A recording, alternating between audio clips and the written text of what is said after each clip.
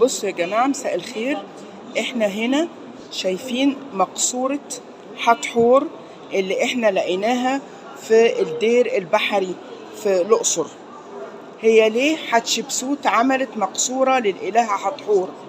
وورتنا هنا تمثال زوجها باللون الأسود علشان تقنع الناس إن هو متوفي.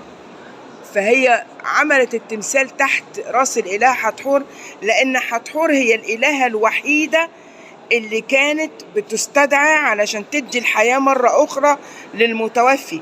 فهي هنا بتؤكد وفاة جوزها، زي بالظبط لما تكون واحدة جوزها متوفي وبتروح على القبر وبتروح حاطة ورد وتقعد تدعي له. هي نفس الفكرة، كل ده عشان تقنع شعبها إنه زوجها توفى.